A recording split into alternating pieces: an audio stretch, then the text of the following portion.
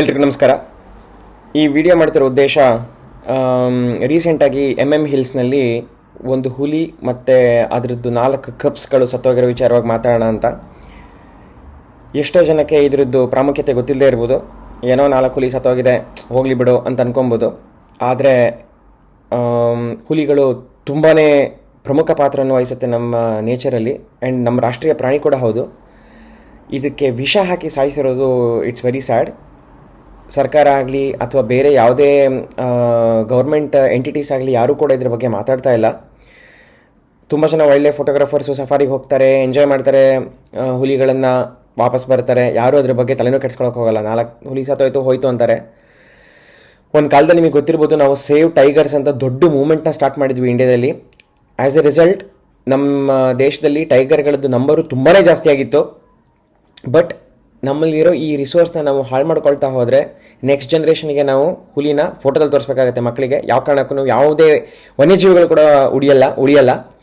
ನಾವು ಆಲ್ರೆಡಿ ಇವಾಗ ಕಾಡು ಹಾಳು ಮಾಡಿದ್ದೀವಿ. ಎಷ್ಟೊಂದು ಪ್ರಾಣಿಗಳನ್ನ ದಂತಕ್ಕೋಸ್ಕರ, ಚರ್ಮಕ್ಕೋಸ್ಕರ, ಹೀಗೆ ಹಲವಾರು ವಿಧಕ್ಕೋಸ್ಕರ ಅದನ್ನ ನಾವು ಸಾಯಿಸಿ ಅದರಿಂದ ಅದನ್ನು ಅವನತಿಗೆ ನಾವು ತಳ್ತಾ ಇದ್ದೀವಿ.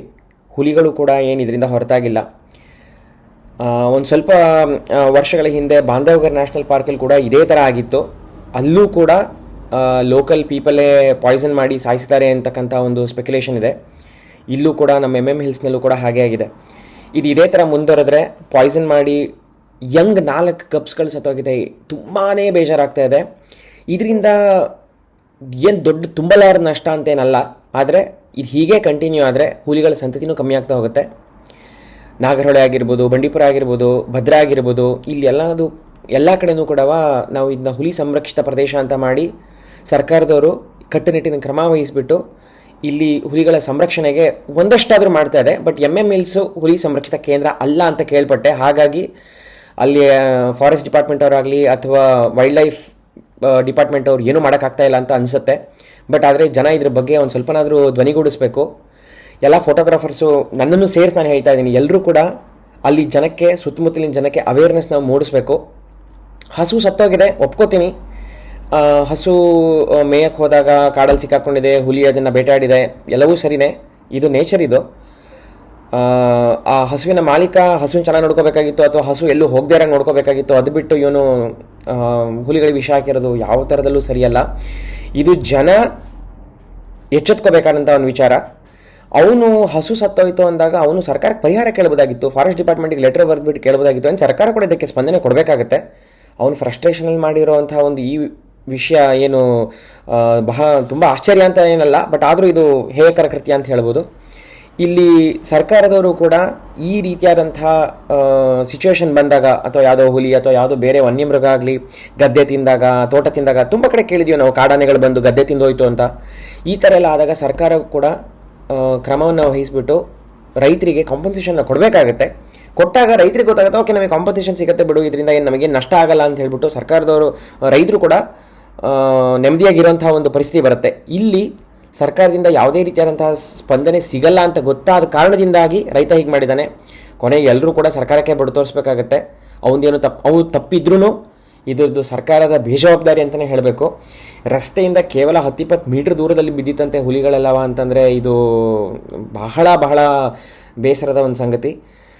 ಜನ ನಡ್ಕೊಂಡು ಹೋಗ್ತಾ ಇರ್ತಾರೆ, ಜನ ಓಡಾಡ್ತಾ ಇರ್ತಾರೆ. ಇದು ಹುಲಿ ಸಂರಕ್ಷಿತ ಪ್ರದೇಶ ಅಂತ ಹೇಳಿಬಿಟ್ಟು ಡಿಕ್ಲೇರ್ ಮಾಡಿಬಿಟ್ಟು ಇದಕ್ಕೆ ತುಂಬ ರಕ್ಷಣೆಯನ್ನು ಕೊಟ್ಟು ಸಪೋರ್ಟ್ ಮಾಡಿದರೆ ಇದರಿಂದ ಸರ್ಕಾರಕ್ಕೂ ಒಳ್ಳೆಯದು, ಜನರಿಗೂ ಒಳ್ಳೆಯದು. ಹಿಲ್ಸ್ನ ಇವರು ಇನ್ನೂ ಟೂರಿಸಮ್ಗೆ ಡೆವಲಪ್ಪು ಕೂಡ ಮಾಡ್ಬೋದು. ಮಲೆ ಮಹದೇಶ್ವರ ಬೆಟ್ಟ, ಎಷ್ಟೋ ಜನ ಬೆಟ್ಟ ಹತ್ತೋಗೋರು ಇರ್ತಾರೆ, ಮಹದೇಶನ ದರ್ಶನ ಮಾಡೋರು ಸುಮಾರು ಜನ ಇರ್ತಾರೆ. ಅವರಿಗೂ ಕೂಡ ಇದು ಒಂದು ಅವೇರ್ನೆಸ್ ಕ್ರಿಯೇಟ್ ಆದಂಗೆ ಆಗುತ್ತೆ. ಆದರೆ ಸರ್ಕಾರ ಇದಕ್ಕೆ ಯಾವುದೇ ರೀತಿಯಂಥ ಕ್ರಮ ಕೈಗೊಂಡಿಲ್ಲ ಅಂತಂದರೆ ಇದು ಹೀಗೆ ಮುಂದುವರೆದ್ರೆ ಆಶ್ಚರ್ಯ ಇಲ್ಲ. ನೋಡಿ, ಆನೆ ದಾಳಿಗೆ ಜನ ಸಿಕ್ಕಿ ಸತ್ತರೆ ಅದಕ್ಕೆ ಪರಿಹಾರ ಕೊಡ್ತಾರೆ, ಅಥವಾ ಆನೆ ಸತ್ತಿದ್ರೆ ಆನೆಗೆ ಯಾರು ಪರಿಹಾರ ಕೊಡೋರು, ಇವಾಗ ಹುಲಿ ಸತ್ತಿದ್ದು ಹುಲಿಗೆ ಯಾರು ಪರಿಹಾರ ಕೊಡೋರು, ಇದಕ್ಕೆಲ್ಲ ಯಾರೂ ಉತ್ತರ ಕೊಡೋಕ್ಕಾಗಲ್ಲ. ಸರ್ಕಾರ, ಜನ ಎಲ್ಲರೂ ಕೂಡ ಒಂದಾಗಿ ಬಂದು ನಾವು ವನ್ಯಜೀವಿಗಳನ್ನು ಉಳಿಸ್ಬೇಕು. ಏನು ಜನವರಿ 5ನೇ ತಾರೀಕು ವಿಶ್ವ ಪರಿಸರ ದಿನ ಅಂತ ಹೇಳಿಬಿಟ್ಟು ಸೆಲೆಬ್ರೇಟ್ ಮಾಡಿದರೆ ಸಾಕಾಗಲ್ಲ. ಇಂಥ ಒಂದು ಕಾರ್ಯಕ್ರಮಗಳಲ್ಲೂ ಕೂಡ ನಾವೆಲ್ಲ ಇನ್ವಾಲ್ವ್ ಆಗಬೇಕಾಗತ್ತೆ. ಸಫಾರಿ ಮಾಡೋದು ಒಂದೇ ಒಂದು ಹಾಬಿ ಆಗಬಾರ್ದು, ಅದ್ರ ಜೊತೆಗೆ ಅವೇರ್ನೆಸ್ನ ಕ್ರಿಯೇಟ್ ಮಾಡೋದಕ್ಕೂ ಕೂಡ ಜನ ಮುಂದಾಗಬೇಕು. ಎಲ್ಲರೂ ಕೂಡ ಸಫಾರಿಗೆ 3,000-4,000 ದುಡ್ಡು ಕೊಟ್ಟು ಹೋಗೋರು ಅಷ್ಟೇ ಹೊರತು ಕ್ಯಾಮ್ರಾಗಳನ್ನ ಇಟ್ಕೊಂಡು ಹೋಗ್ಬಿಟ್ಟು ಎಲ್ಲರೂ ಅವ್ರವ್ರದ್ದೇ ಖುಷಿಗೆ ಫೋಟೋ ತಗೊಂಬರ್ತಾರೆ. ಅವೇರ್ನೆಸ್ನ ಕ್ರಿಯೇಟ್ ಮಾಡೋರು ಯಾರೂ ಇರಲ್ಲ. ಅವೇರ್ನೆಸ್ ತುಂಬ ಇಂಪಾರ್ಟೆಂಟ್ ಇದೆ ಜನಕ್ಕೆ. ಹಳ್ಳಿ ಜನಕ್ಕಾಗಿರ್ಬೋದು, ಗುಡ್ಡಗಾಡು ಜನಾಂಗಕ್ಕಾಗಿರ್ಬೋದು, ಅವರಿಗೆ ತಮ್ಮ ಒಂದು ಲೈವ್ಲಿಹುಡ್ ಹಾಳಾಯಿತು ಅನ್ನೋದನ್ನು ಮೈಂಡಲ್ಲಿ ಇರುತ್ತೆ ಅಷ್ಟೇ ಹೊರತು ಇದು ವನ್ಯಪ್ರಾಣಿ ಇದರಿಂದ ದೇಶಕ್ಕೆ ಒಳ್ಳೆಯದಾಗುತ್ತೆ ಅಥವಾ ನಮ್ಮ ಒಂದು ವನ್ಯಜೀವಿನ ನಾವು ಮುಂದಿನ ಪೀಳಿಗೆ ಕೊಡ್ಬೋದು ಅನ್ನೋ ಯಾವ ಉದ್ದೇಶವೂ ಇರಲ್ಲ.